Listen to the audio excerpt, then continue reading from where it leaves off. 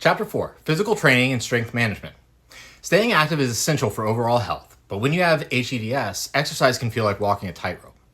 Too little activity can lead to deconditioning, while too much of the wrong kind can cause injuries. This chapter focuses on finding the right balance to build strength safely and effectively. Gentle strength, building resilience without overdoing it. The importance of strength training. Joint stability. Strong muscles support and protect your joints. Improved functionality. Enhances your ability to perform daily tasks. Pain reduction. Can alleviate some symptoms by reducing joint strain. Principles of safe strength training. Low resistance, high repetition. Focus on endurance rather than maximum strength. Controlled movements. Avoid jerky or rapid motions that stress the joints. And proper form. Technique is more important than the amount lifted. Personal reflection. Initially, I thought pushing harder would make me stronger.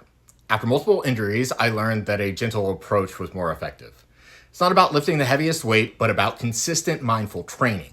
Exercises tailored for hypermobility management. Proprioceptive training.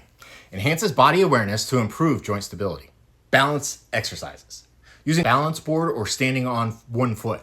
Closed chain exercises. Movements where the limb is stationary. For example, push-ups, squats. Strengthening exercises. Focusing on key muscle groups that support hypermobile joints.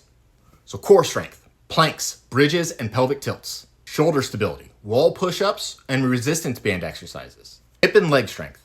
Mini squats, step-ups, and leg lifts. Flexibility exercises. Avoid overstretching.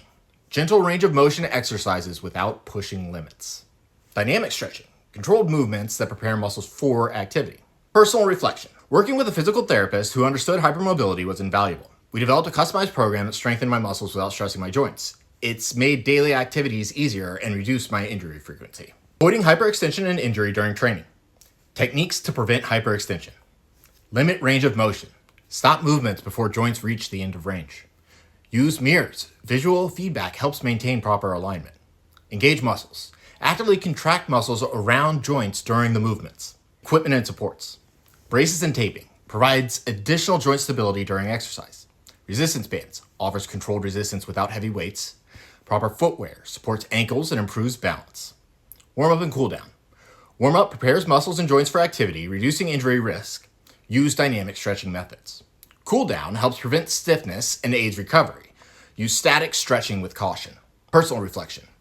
In my early training, I ignored warm-ups and cool-downs, thinking they were unnecessary. Incorporating them made a noticeable difference in how my body responds to exercise.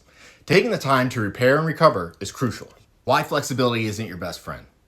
While flexibility is often celebrated in athletics, for those with hEDS, it can be both a blessing and a curse. Hyperflexibility may grant temporary advantages in certain sports or activities, but it often comes at a significant cost to long-term joint and tissue health. Personal experiences with hyperflexibility. Growing up, my hyperflexibility felt like a superpower. When I started wrestling, I quickly learned to ride legs, a technique where you use your legs to control your opponent's movements. My ability to twist and bend in ways others couldn't gave me a distinct advantage on the mat. I could secure holds and escape positions that left my opponents baffled. My flexibility allowed me to maneuver out of tight spots and turn the tide in matches that seemed unwinnable. In karate, my extended reach and flexibility were significant assets. I could execute high kicks with ease, delivering strikes from angles that were difficult for opponents to anticipate. My hyperflexibility enabled me to maintain distance and control the pace of sparring sessions. The combination of reach and flexibility made my techniques more effective and unpredictable. And finally, jiu-jitsu was perhaps where my hyperflexibility shone the brightest, and where it also did the most damage. I discovered that I could dislocate the joints in my arms and shoulders to escape from holds like arm bars. This uncanny ability to contort my body beyond normal limits meant that traditional submission techniques were less effective against me. Opponents were often surprised when a move that should have ended the match didn't have the desired effect. Military training, pushing the limits. My martial arts background was put to the test when I joined the military. Physical demands were intense, but my flexibility and conditioning gave me an advantage in many training scenarios. Whether it was scaling obstacles, enduring rigorous physical tests, or adapting to unexpected challenges, my body seemed capable of handling it all. I struggled at times, but relying on my hyperflexibility to excel when I needed to. The hidden costs of hyperflexibility. However, beneath these achievements, damage was accumulating. Soft tissue damage. Each time I pushed my joints beyond their natural limits, whether escaping an arm bar by dislocating my shoulder or stretching to deliver a high kick, I was causing micro tears and strains in the soft tissues. Ligaments, tendons, and cartilage were being overstretched and weakened.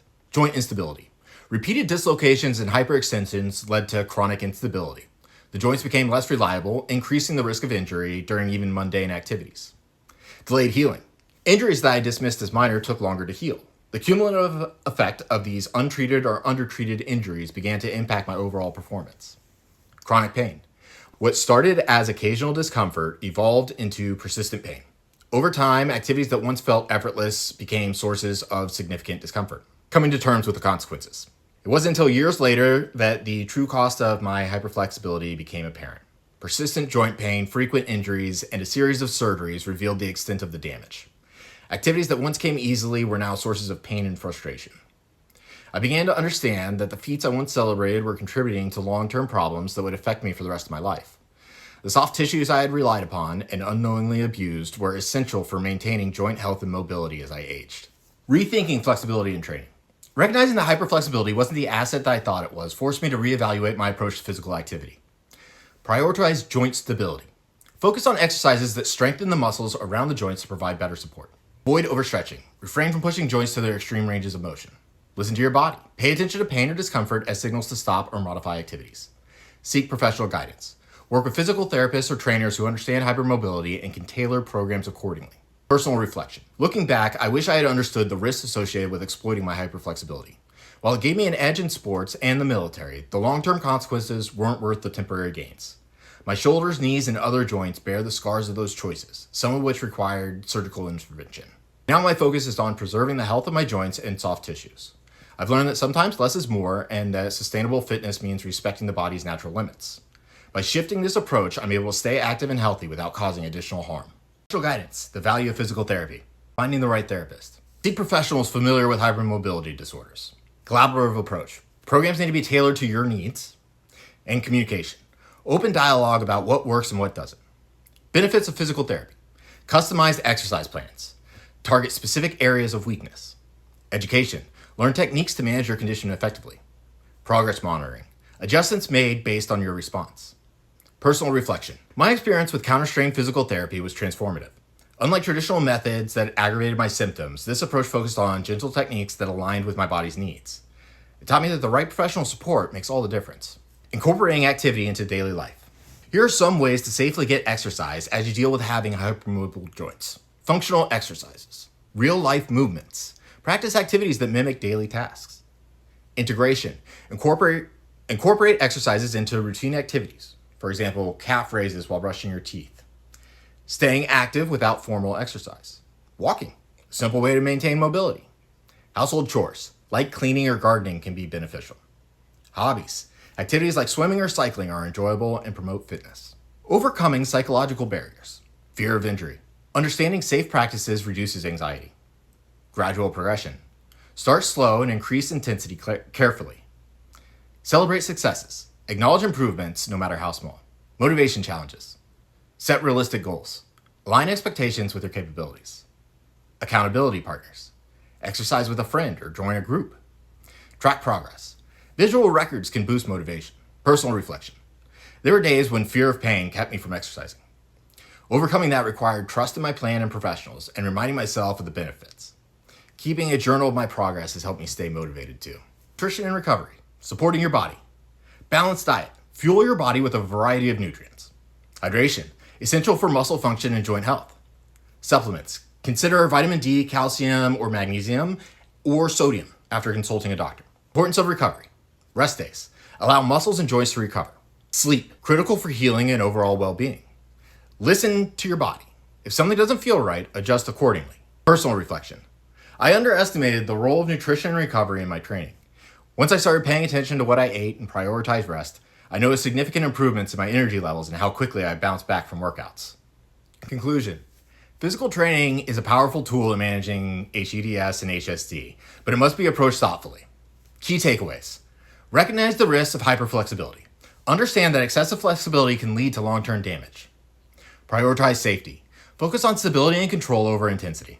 Customize your routine. Tailor exercises to your specific needs. Seek professional guidance. Work with experts who understand hypermobility. Incorporate activity naturally. Find ways to stay active within your daily life. Address psychological barriers. Overcome fear and maintain motivation. We'll discuss this more in upcoming chapters. Support recovery. Proper nutrition and rest are as important as the exercise itself. Building strength with the HSD hEDS is not about physical muscles, but also about resilience and adaptability. By embracing a balanced approach and understanding the hidden risks of hyperflexibility, you can enhance your quality of life and reduce the impact of your symptoms. In the next chapter, we'll dive into pain management strategies, providing tools to navigate chronic pain effectively.